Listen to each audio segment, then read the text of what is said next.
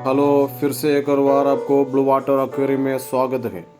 आज एक planted aquarium का रिस्केप हम देखेंगे जो पूरी तरह से बीपीए algae से घिरा हुआ है और जो कस्टमर मेरे पास आया था वो काफ़ी परेशान थे। algae कई प्रकार की होते हैं, brown algae, green spot algae, green dust algae, green फस algae, green bread algae, black brush algae, black weed algae। algae आमतौर पर तब प्रकट होते हैं जब पोषक तत्व CO2, ऑक्सीजन और प्रकाश में असंतुलन होते हैं। उदाहरण के लिए बहुत अधिक प्रकाश लेकिन बहुत कम पोषक तत्व और CO2 algae का कारण बनेंगे। क्या algae मछली टैंक के लिए हानिकारक है? आम धारण के विपरीत algae बुरे नहीं होते।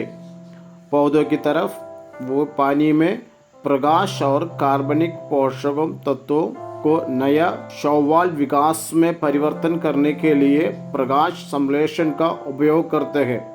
इसका मतलब है कि वे दिन के दौरान भी ऑक्सीजन का उत्पादन करते हैं और रात में इसका उपयोग करते हैं। इस टैंक में ब्लैक ब्रश algae है। इससे छुटकारा पाना बहुत कठिन है। ये कई प्रकार की दिखते हैं, जैसे छोटे काले, गहरे भूरे या लाल बालों के गोले आधे सेंटीमीटर की लंबाई के साथ दिखते हैं। ये तेज प्रभाव वाले स्थानों को पसंद करते हैं। एक फिश टैंक में मछलियाँ जितने इम्पोर्टेंट है उतने ही इम्पोर्टेंट है उसके लिए उसका फिल्ट्रेशन। अगर फिल्ट्रेशन ठीक नहीं है तो उसमें जो इकोसिस्टम है वो ख़राब हो जाएगा।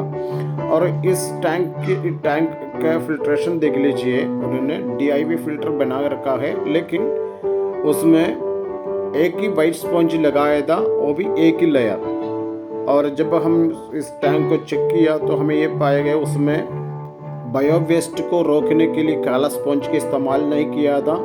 और इनके जो सेरामिक रिंग्स है वो बिल्कुल चोक हो चुके थे, क्योंकि जहाँ पे पानी टैंक से निकल कर फिल्टर में आते उसी जगह में उन्होंने सेरामिक डाल रखा था और एक्टिव कार्बन का बिल्कुल यूज़ नहीं किए थे।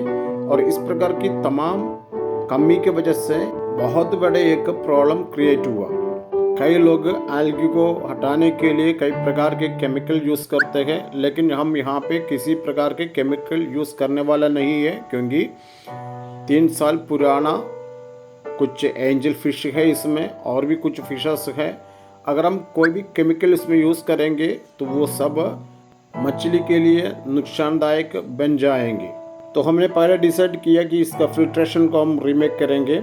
तो उसके लिए हमने पहले इस चैम्बर को अलग अलग डिविजन में बांट दिया। पहला काला स्पंज रखने के लिए जगह बना दिया, उसके बाद वाइट स्पंज रखने के लिए एक अलग कैबिन, और उसके बाद एक्टिव कार्बन डालने के लिए एक कैबिन, और आखिरी में सेरामिक रिंग को प्लेस किया। अगर आपका फिल्ट्रेशन खराब है तो उसमें अमोनिया बनेगा।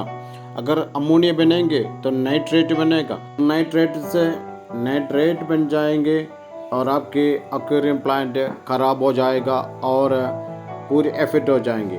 जब भी आप इस प्रकार रिस्केप करेंगे तो आप ध्यान रखिएगा, और आप जो ड्राई ड्रिफ्ट वुड वगैरह सब निकाल रखा है और उसमें जो भी जितना भी स्टोन निकाल कर रखा है वो साफ़ करने के वक्त आपको ध्यान रखना है वो सूख ना जाए।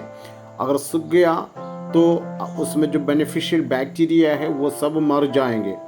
हम इसकी जो algae को निकालने के लिए ब्रश का इस्तेमाल किया, कोई केमिकल इस्तेमाल नहीं किया है। जितना हम हो सकता है हम हाथों से इस ब्रश से इसको निकालने के लिए कोशिश किया।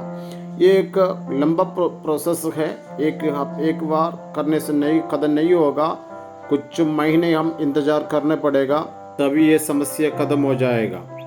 इस प्लांटेड एक्वेरियम का इकोसिस्टम को बैलेंस रखने के लिए आपको बहुत सारी बातों को ध्यान रखना होगा। पहला, अब इसका फिल्ट्रेशन को ठीक कर दीजिए। दूसरा, algae निकालने से पहले algae बनने का रीज़न को पता कर लीजिए, और algae बनने का रीज़न पता चल गया तो अब जल्दी से जल्दी इसको ख़त्म कर पाएंगे। और कुछ साल की टैंक के लिए बेनिफिशियरी है, उसको पूरी तरह से ख़त्म करने की कोशिश ना करें। और जैसे मैंने एक पहले वीडियो में बताया था, कुदरत से हम सीखे।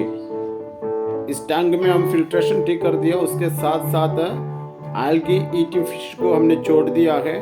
और इस फिल्टर से पानी के जो तेज प्रभाव होता था उसको हमने बंद कर दिया। ये अगले दिन के वीडियो है, वीडियो देखने से आपको इसका रिजल्ट पता चलेगा। आप लोगों से मेरे से एक रिक्वेस्ट है, अगर आपने अभी तक मेरा चैनल सब्सक्राइब नहीं किया प्लीज़ सब्सक्राइब कर दीजिए ताकि अन्य लोगों को इसका फ़ायदा मिल सके।